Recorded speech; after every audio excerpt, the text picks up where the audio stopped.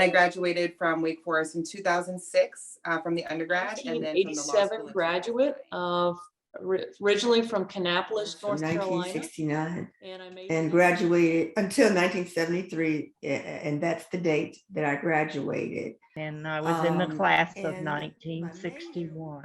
This was in 1988. And so, I was just trying to figure out. Graduated in what to do. 1991, and I was a communication rhetoric. Graduated in 1960, majoring in English. My first home was the Married Student Trailer Park that used to be on campus. Sort of here at Wake Forest. I'm a comm major with a... Well, I'm a physician, and was my goal in life, to become a physician. I've got to get rid of this, whatever it is. I can't see your face. It says this meeting is being recorded, and I can't get rid of it. I had to go back and read my transcript. I'd forgotten. I majored in French and English, and we all graduated in 1962. Sue Ellen Hudson. It was Anderson Hudson when it was Sue Ellen Anderson when I went to Wake anyway. And I entered in the fall of 1966 and graduated in June of 1970, and I majored in Spanish literature. So that was. Daddy's standing in the background. What? Tell Daddy to leave the room. Okay. Bye. And It's recording, Daddy. We don't need you in the picture. Okay. Hey, Willa. Is it a future Deke? Yeah, this is a go Deeks. Go Deeks. I love it. Oh, she's so... Some things haven't changed. Rolling the quad after a sports victory, raising a glass of the finest, and proudly wearing the old gold and black. Other things have. Take, for example, the presence of women on campus. For just 80 of its 187-year history, Wake Forest University has admitted female students, beginning in 1942. But how did we get this far? To answer this question, I set out to uncover the past of Wake Forest women, interviewing alumni from across the decades to hear about their experiences. In the process, I learned that without these women and their persistence, Wake Forest would not be the dynamic campus it is today. Through perseverance, patience, and protests, decades of Wake Forest women banded together to fight for one thing: their right to learn.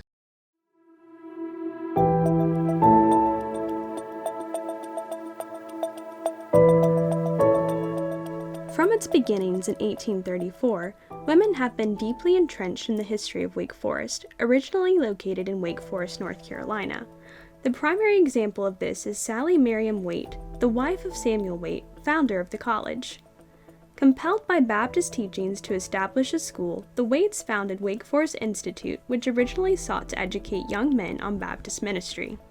There were women on the campus from its foundation. Sally Waite was there. She had a daughter there, and Sally Waite's daughter ended up marrying a student. And so, there were women that were populating the campus in one way or the other, whether they were working or supporting the school in some way. So Sally was born in the late 18th century in Brandon, Vermont, and Samuel Waite was from just outside of Brandon as well. So they were both Vermonters.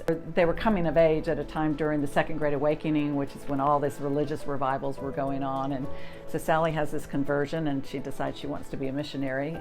And in order to do that, at the time, because of women's constraints, she knew she needed to find the right spouse that had those same kind of pious ambitions. And so they met, married, shared a lifelong calling, and tried to figure out, where would our calling be? What is calling to us? And they considered going to Burma as missionaries, or North Carolina. North Carolina was a mission field to them. So Sally was what Samuel considered to be, the term they used was helpmeet. She supported him as a partner in everything that they did, and she was very involved in the school culture. You would think about her as kind of the mother figure of the university.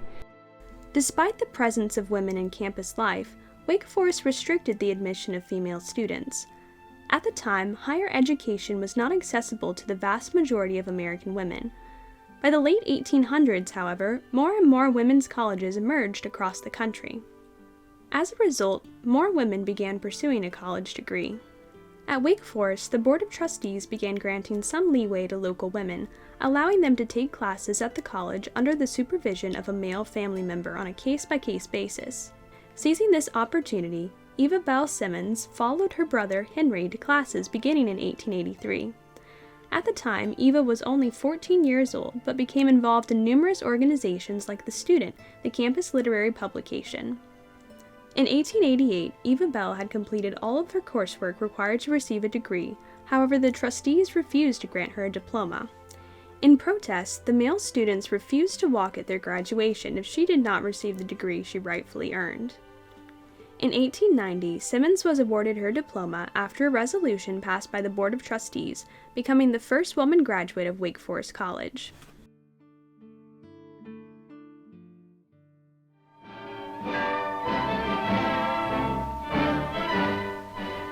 America prepares. All America alters its pattern of life and work to meet the demand for protection. On December 7, 1941, tragedy struck the U.S. naval base at Pearl Harbor. Following the Japanese attack, a greater mobilization effort took root in the United States. Young men across the country were drafted for service in World War II, causing enrollment in colleges and universities to drop substantially. With less money coming in each year, universities were forced to think creatively to continue operating. One such institution was Wake Forest College in North Carolina. To offset financial losses, the university began admitting female students in 1942, with 47 arriving that year. The 1950s marked a new era in the United States. Rock and roll dominated popular culture, and gradually more women were trading in their household duties for professional careers. Rock and roll has got to go, and go it does. That's the best way I know to get rid of them.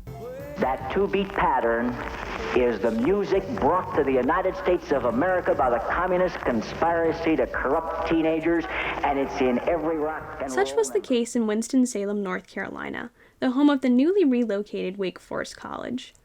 By the mid-1950s, women were a substantial portion of the population, but were by no means equal to male students. They mostly came from North Carolina, but others came from out of state. I did not apply anywhere but Wake Forest. After Mother had told me I could not go to New York, she suggested Women's College where she had gone, and I said, no way. And I said, I plan to go to Wake Forest, case closed. And that's what I did. Coming from a rural area and not having next door neighbors very close, it was nice to be able to see people, and heavens to be around a group of females on my hall was just mecca for me. I just loved it. I was at Stetson University in Florida for my first year of school, and my cousin was at Wake Forest, and I was homesick. I was just a homebody, and I asked if I could come home and go to Wake, and Daddy finally agreed that I could do that. He wasn't happy because I was a piano major at Stetson, and he wanted me to stay. But anyway, I came home and applied to Wake and got in. And that's the end of the story. That's the end of the story. That's right. No, that's the beginning of the story. At Wake Forest. I didn't know that, Jean. I did not know that.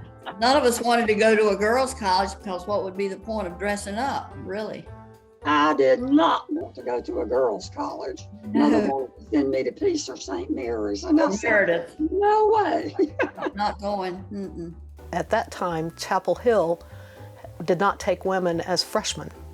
You had to transfer in as a junior. And they had decided that they were going to have 100 women freshmen as a pilot study. And I got accepted into that group, and my father said over his dead body, would I be one of 100 freshman girls at a place like Carolina?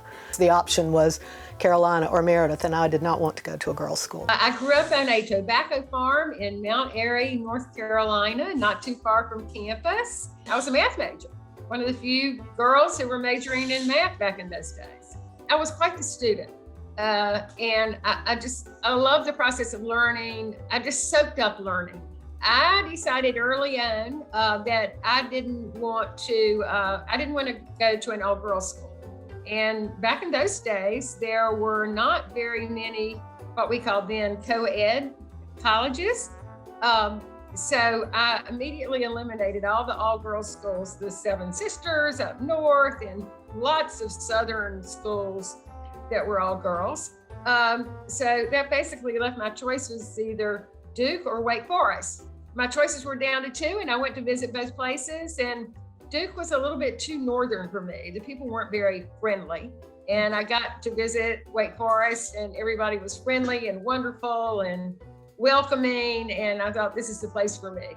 You know, it was interesting. For a while, I wanted to go to Salem and major in music. And I was kind of big into golf and a whole lot of other things when I was in high school. And I knew that Wake, as far as I knew, didn't have a men's golf team. Jesse Haddock, who was the golf coach at Wake then, was best friends with my granddad.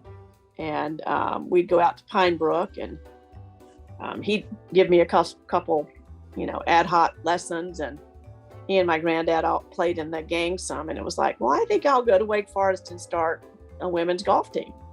That was the draw to Wake Forest. I went because I had a Baptist background, and at that time it was a Baptist school.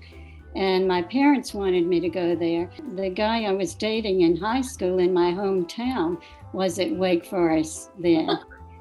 And they know Don't you that. still know that person? Don't you know him, Faye? I still know him.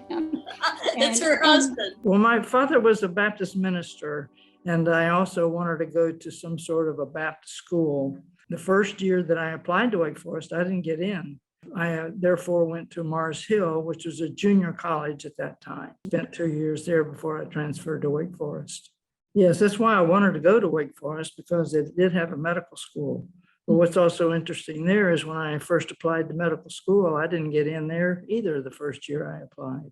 It was a persistence on my part to know in order to get to Wake Forest and also to get to medical school. It's not often that you see a college being constructed nearby.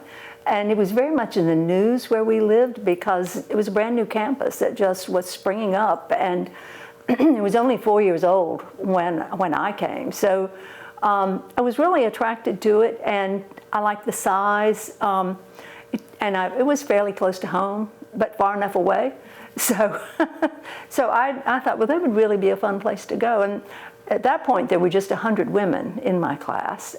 So I felt very fortunate to be able to come here. Well, my father did go to Wake Forest. He did not graduate, but he did play football with, I think, P. Head Walker. I visited a girls' school and had been accepted, and came home and told my dad, I said, I don't think that's where I want to go. It was in March. And he said, well, where do you want to go? I said, Wake Forest. So I got my application in and got in, and never ever regretted one day that I didn't. I was so happy there. And like Angela and Faye said, we made so many wonderful friends. My father wasn't a religious man, but he thought very highly of convents, but we were not Catholic. And his conclusion was that Wake Forest was the closest thing he could come to a convent since we were Catholic.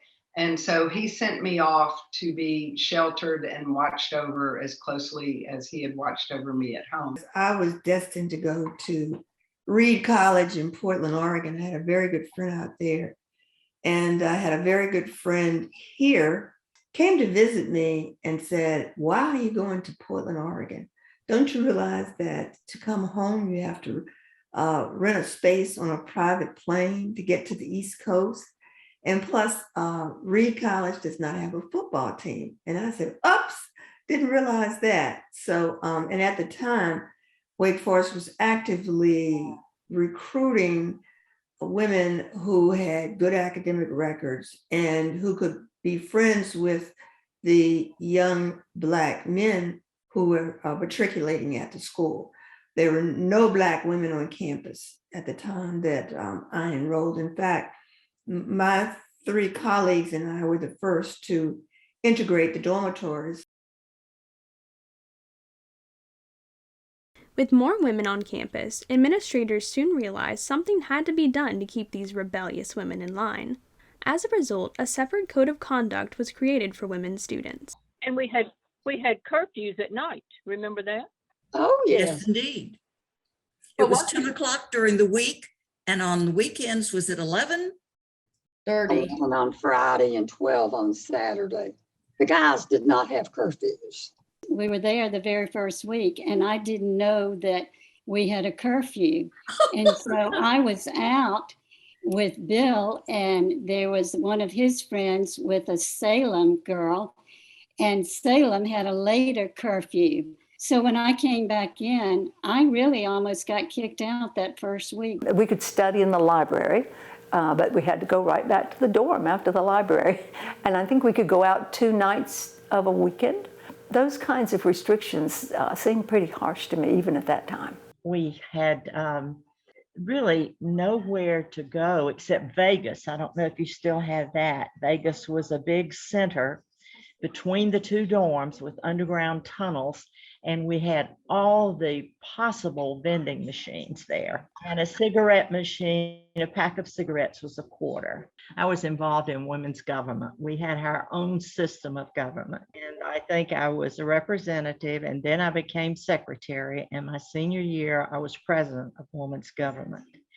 And I know that we had every rule possible. It was like our parents had written the rule book. We had to have our rooms clean. We had inspection. You could get call downs for that.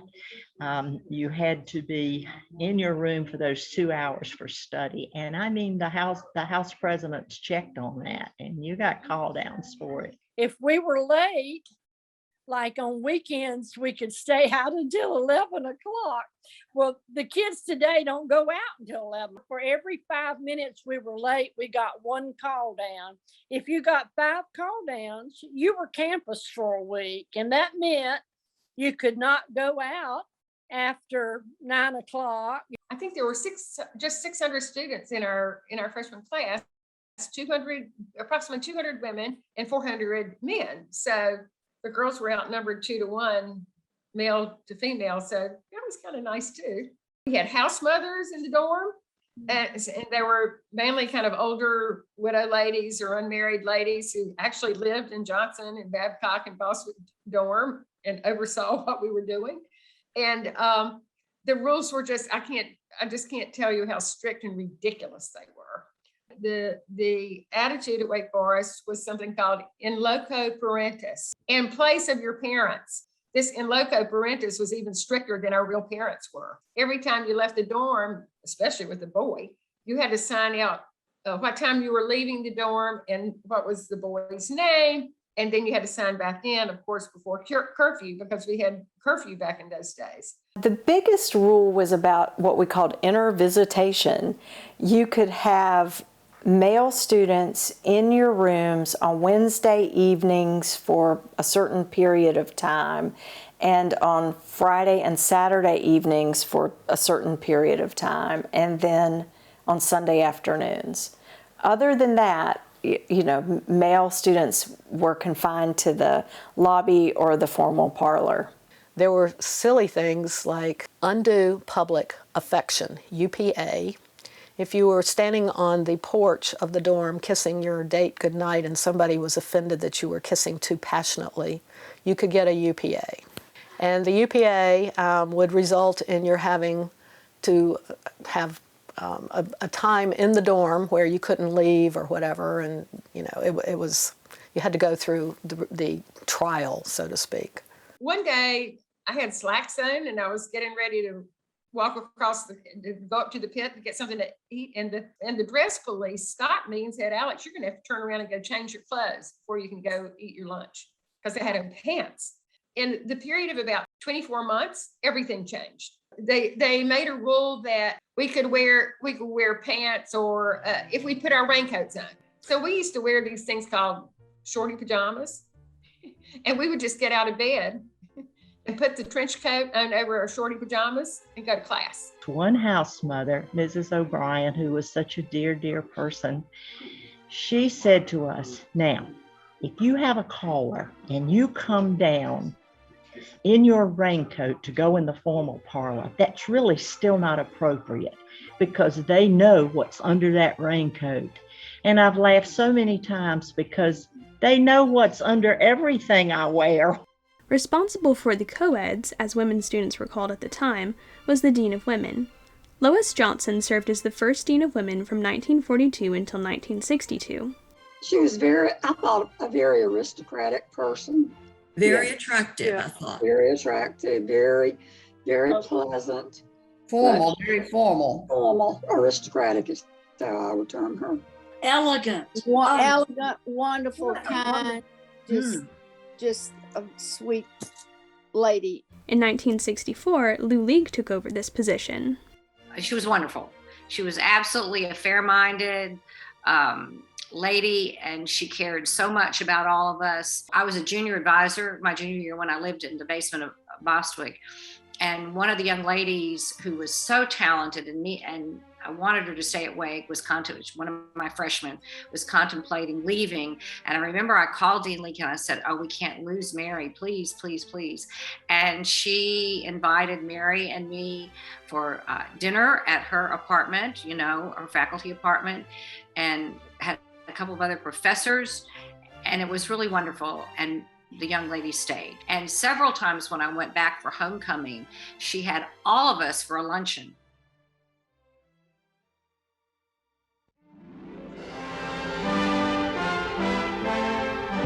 Congress passes the most sweeping civil rights bill ever to be written into the law, and thus reaffirms the conception of equality for all men that began with Lincoln and the Civil War 100 years ago. Women are persons, women are people, and we want to be able to come and go through it, and we don't want to be intimidated by signs that say men's buffet. We were living there during the civil rights era, and Wake Forest students were just a little more conservative, and we followed the rules, and we were still under the influence of the Baptist Church. And so we weren't such big rabble rousers, but we did have our consciousness raised during those years because after all, from 66 to 1970, Martin Luther King was assassinated. We had the Kent State killings occurred. There were anti-Vietnam War protests. Some of our classmates had gone to Vietnam and fortunately lost their lives there. So we were not in a total bubble. Wake opened my eyes to other views of the world. The diversity, I think, was something that was very appreciated. My high school was diverse. They didn't integrate until my senior year. But we had one of the first black women in our group. We had the first male black basketball player in the ACC at Wake. So I think Wake brought a lot of diversity to my consciousness, I guess. There were fewer than 25 Black students on campus, and we were all very close. We sort of banded together, and the older students, mostly male students, they all took good care of us and told us what professors to avoid. No matter how smart we weren't going to get more than C in that course, especially in an objective course like English. In terms of the environment, it wasn't hostile. It was more like it was a curious environment. For instance, most of the students there had not encountered middle class and upper middle class Black families like we were. There were some great friendships derived from my experience at Wake Forest. Most of our issues were with the professors. Some of them weren't convinced that we had the academic acumen to survive a tough academic environment. I felt like I may have caught a double whammy as a Black woman and not being an athlete, but I got through all of that, and that's why graduation was so important to us, because we felt like we had faced everything that life could throw at us. We were not as diverse as I think Wake Forest is becoming more diverse. And Angela, didn't you try to get involved in the Greensboro sit-in, or was that one? I did go to downtown. Okay, I went with my then boyfriend downtown to Winston-Salem, and we really meant to join the sit-in. His mother came and was terrified and drug us away to lunch. And then everybody was arrested. But, I do remember it distinctly down at Woolworth's, and they'd sort of done some training with us. We were supposed to sit down and, black, white, and they would come to serve us, and we would say, I will order when you serve my friend. We'd practiced all this stuff. I didn't get to do any of it. There was one big incident on the quad where some members of a fraternity threw some bottles at us while we were standing in a group. But see, we were what we call revolutionaries. So we threw the bottles back. We just didn't have any fear. By 1972, Wake Forest housed 1,800 men and just over 1,000 women, what was deemed an ideal population by the Board of Trustees. Still, great strides were yet to be made in equal treatment. Despite the restrictions, there was still fun to be had on campus. We played a few pranks, period. Oh, can you tell me about some of those? Oh my gosh, you don't want to hear some of them. We would drag Jean out of the shower and Yes. put her in a cart. Were you naked? Yes. Naked? Yes. And remember, we Mrs.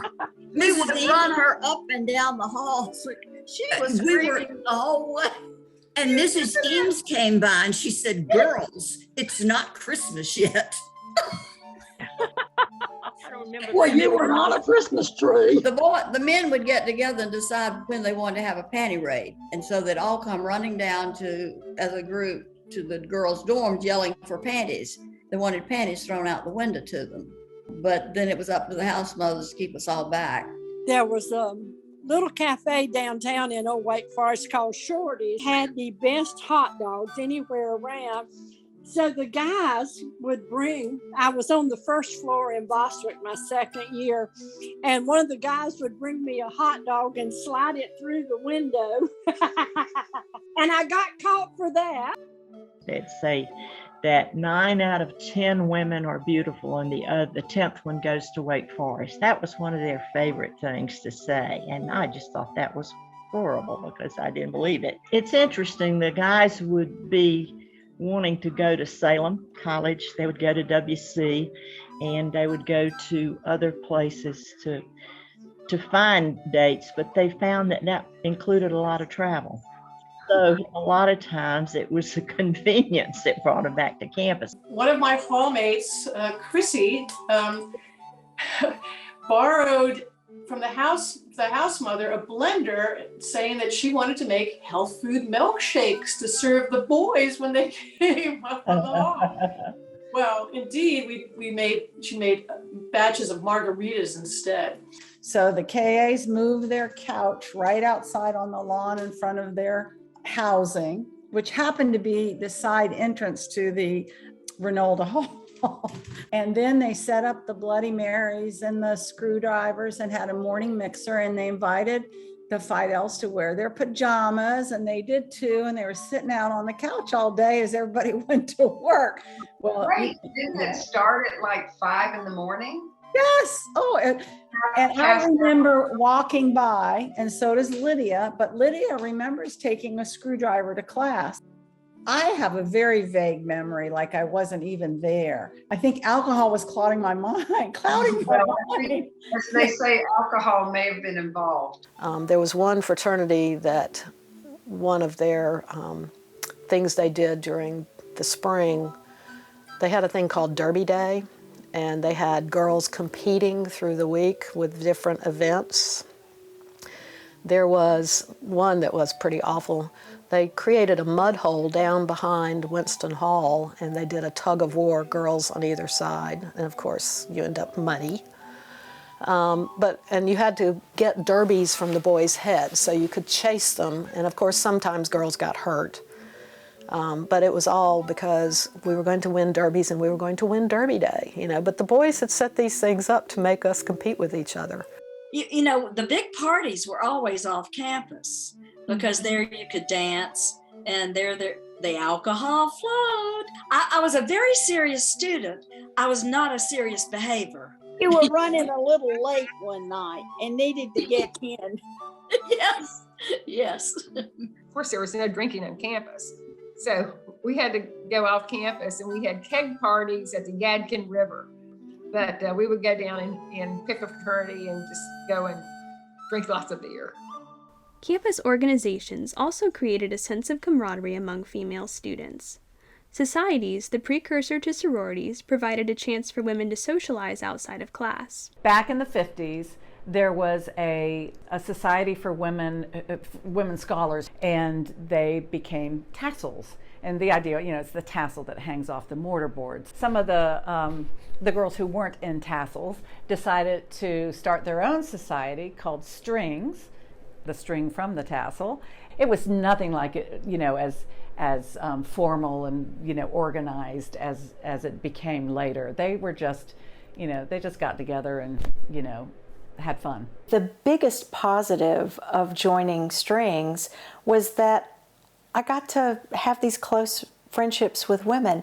And it's been even more important, I think, since then, because I've become closer friends with some of those women over the years. My very best friend at college that still we're very close, I saw her 2 weeks ago, she wasn't in Strings. So one of the things I appreciated the most about Strings was how they let you be an individual. The women, just very diverse types of women in Strings. And we used to talk about being the anti-society society because, we didn't take those elements that seem stereotypical like sororities. We didn't take that very seriously. I was a Fidel. I enjoyed being in that group. And of course, we couldn't do as much, and we didn't have all the rituals that sororities have.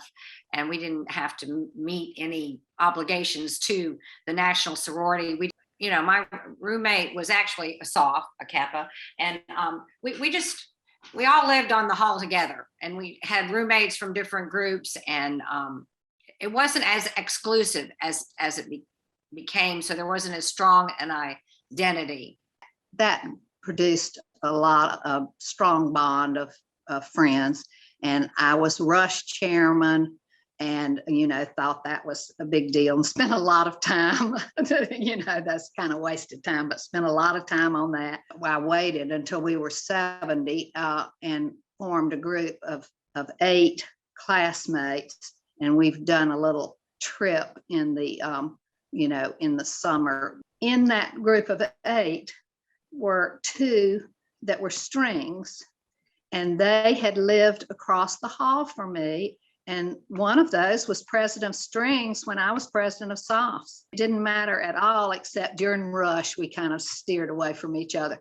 But I liked that we didn't live separately. But I had a lot of friends who never got tapped into either one. And I just always enjoyed everybody. And so as a result, the activities of the society, they were just an additional thing. They weren't the only thing. Interestingly, when I was with this group, there were about 18 of us, I think, gathered. One of the women said, "Who can remember which society all of us were in?" No one could remember. And I think that speaks to how we perceived the groups. They were fun to be in. We had a good time doing things together. They were not all important at all.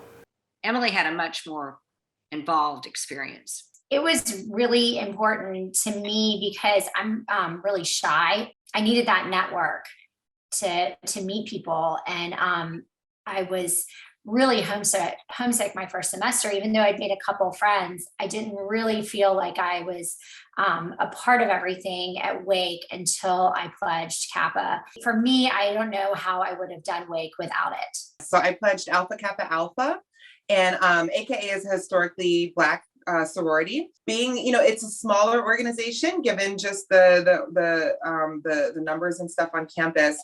And so one of the things that really made Black Greek life so cool is that we got to we had a lot of camaraderie with the Greek organizations on other campuses. So a lot of the AKAs and some of the other Black Greek organizations, the Alphas, the Deltas, from Winston-Salem State, from UNC, from University of Virginia, we would all drive up and down, the Mid-Atlantic coast and support each other at events, at parties, at galas and things like that. So it was a network that I didn't really know what I was getting into. I didn't have anybody who was Greek in my family, but it really served me not only in college, but also further down the road professionally as well.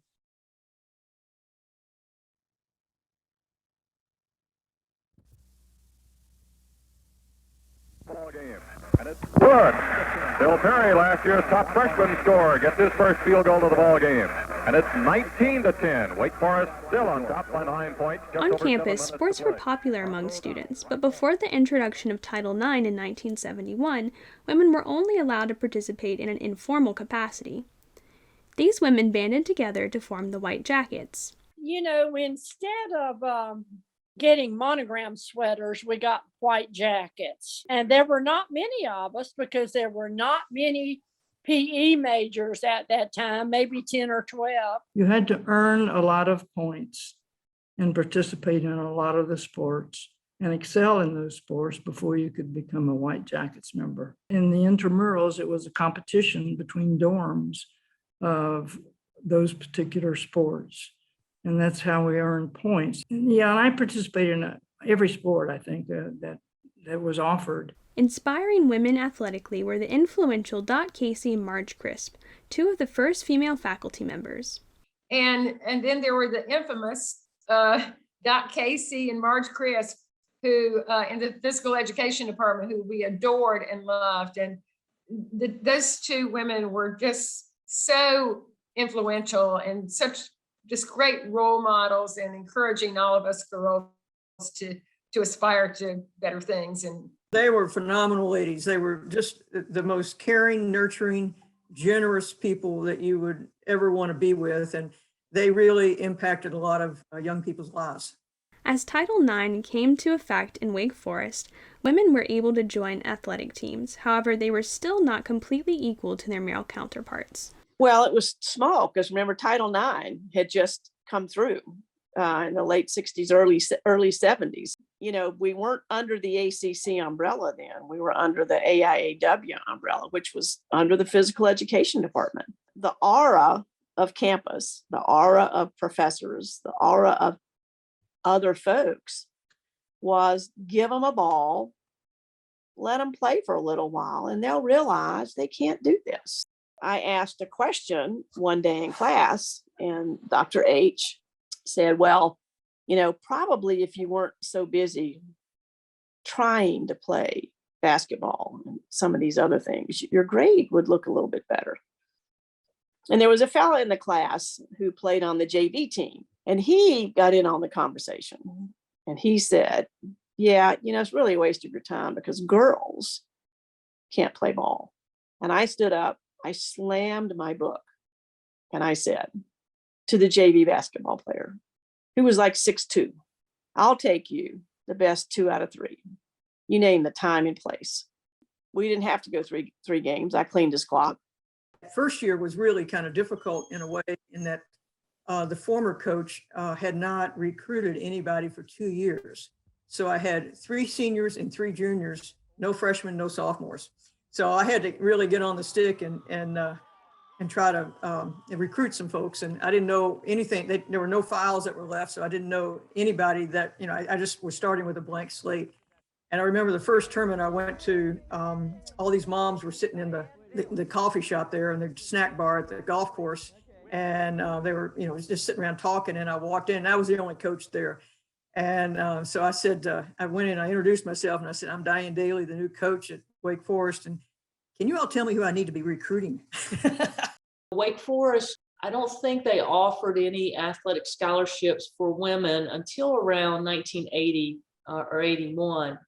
So we were still in the very early years of, scholarships being provided. And the other thing that people don't realize is that the NCAA actually did not have women's championships until 1981. And one of my favorite memories was playing in the ACC tournament my junior year. And we actually upset Duke. And it was the first time Wake Forest had ever advanced out of the first round. in the ACC tournament. And our win came on a last second shot that I was fortunate to hit. When I grew up, shooting baskets in my driveway, I would pretend to play in the ACC tournament and hit a last second shot. And so those kinds of things where they, come to fruition and come to reality are the things that really do stick with you. Way more male athletes than females, even though we were in the Title IX era and there was supposed to be total equality. If you just kind of looked surface, I don't think we were apples to apples. I feel like our male counterparts did things differently, but it was also money generating, right? Revenue sports, like who's bringing in the money, right? Football and basketball, men's programs, these dominant men's programs. Do I feel like we had the same opportunities? I do feel like we had the same opportunities. Do I feel like there was more favoritism to the revenue sports? Absolutely. When I took over the band program in '85, I discovered just on a fluke that there was no band for the women's basketball. I played for a men's basketball game, and the drum major who was leading it said, "There's a women's tournament coming up. You all don't want to go, do you?" Very negatively. And I thought, what tournament? So then I found out the women were playing basketball at Wake Forest, and they didn't have a band. I started it in the fall when I was actually band director, and I got all kinds of negative response. Mr. Province, who did not want anything to do with it, he said, if you start it, you're going to be stuck with it. There's no money for it. So I had to build a band for every game by phone. Hit it again.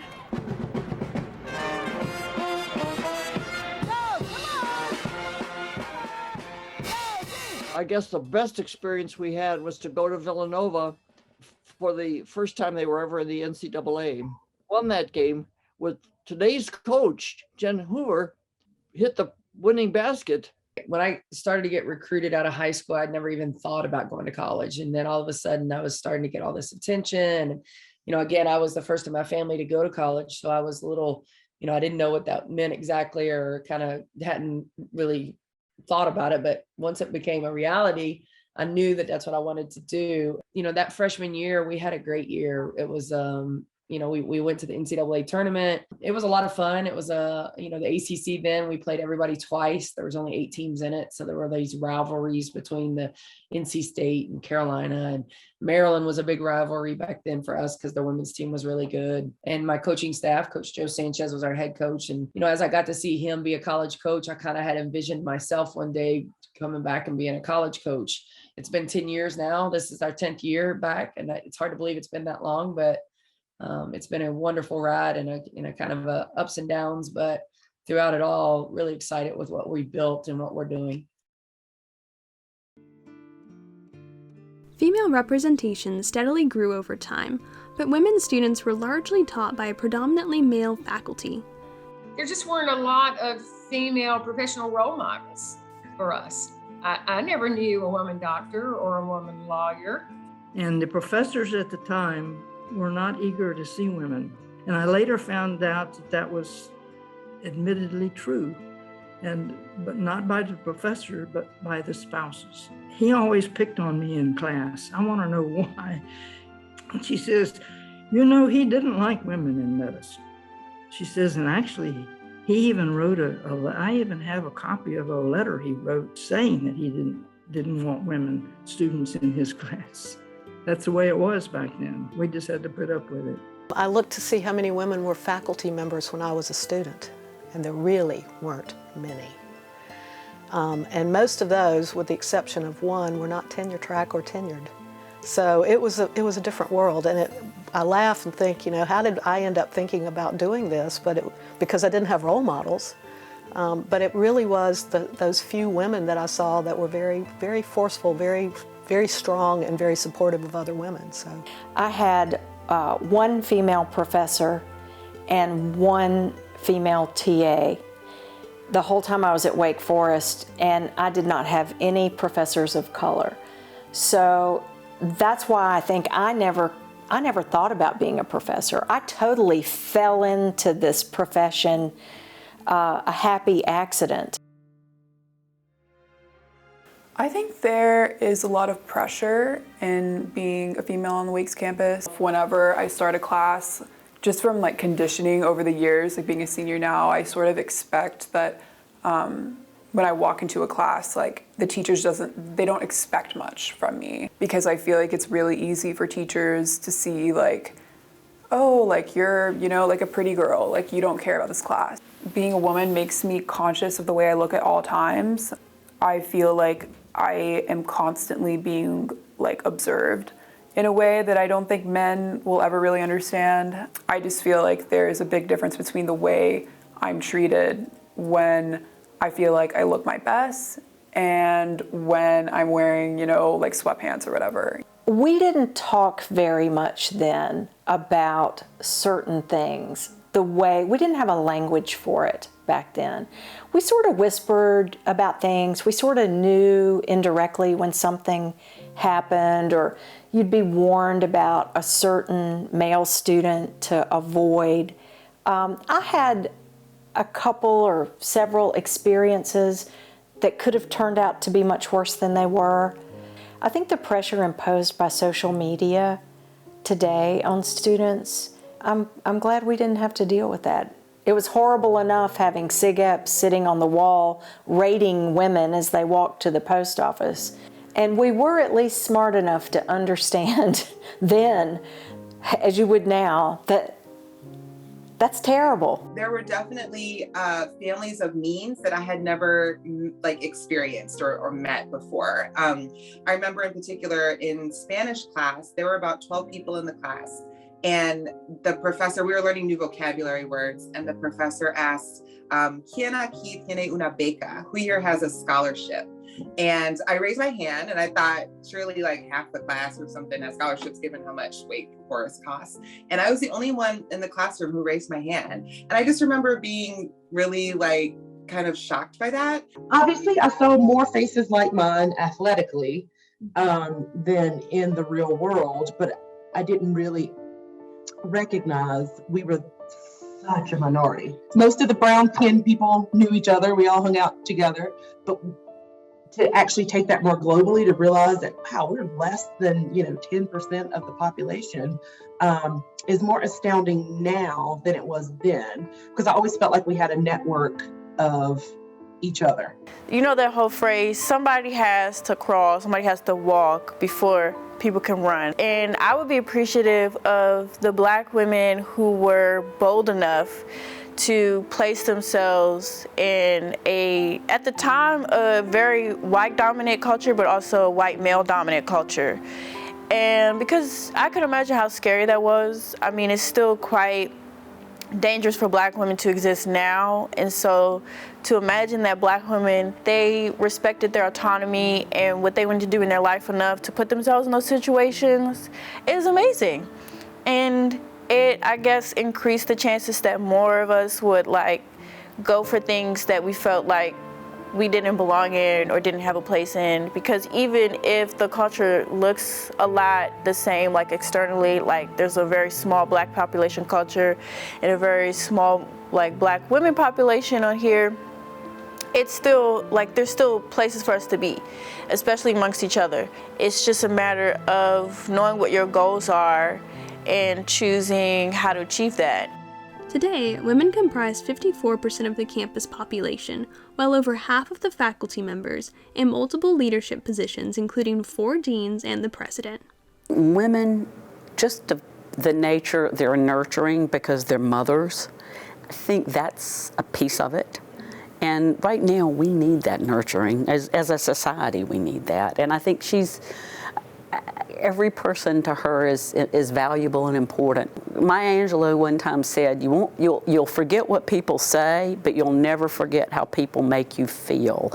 And that to me she's really good at that. And the fact that she's a woman that's all the better. Students at Wake Forest, and in particular, as you said, female students at Wake Forest, is that throughout different eras, they have been very strong leaders. And I think that that's what I actually see today. I see female students on campus stepping up in terms of not only voicing where they see there's opportunity for us to do new things or to do things in a better way, but they're also willing to partner. They're willing to sit down together and say, okay, how do we do this? How can we work together? So that to me is really refreshing, and I think a reflection on this pro humanitate spirit that everyone embraces and doesn't look at this as us versus them, but versus we together are going to live that motto and make an impact. But I was thinking about President Wente, and I was thinking about how she has two big challenges coming in. She's a scientist coming into a liberal arts institution, and she's a woman, the first in that role, which I don't want to characterize her by saying, oh, she's the first woman president, although I'm glad we have a woman president. But for some people, that's going to be something they're going to have to get used to. I mean, first, it's a tremendous honor to be the president of this university, and to be the first woman who's president of this university is also not lost on me in terms of its great significance. So I really value representation in thinking about how being in this position, I can both be not necessarily just a role model for others to think about what they could achieve, but actually, going back to what I said earlier, creating opportunities for others to have the opportunity to lead, I feel is an incredibly important part of being the first in any position that you're in. Thanks in no small part to the rebellious women who came before, Wake Forest has made great strides in gender equity, paving the way for future generations of female leaders. Now you understand just why my head's not bowed. I don't shout or jump about or have to talk real loud. When you see me passing, it ought to make you proud. I say it's in the click of my heels, the bend of my hair, because I'm a woman. Phenomenal woman. That's my mother and all your mothers, and my grandmothers, and your grandmothers, and my great-grandmothers, and your greats, and my great-greats, and all you women, and me.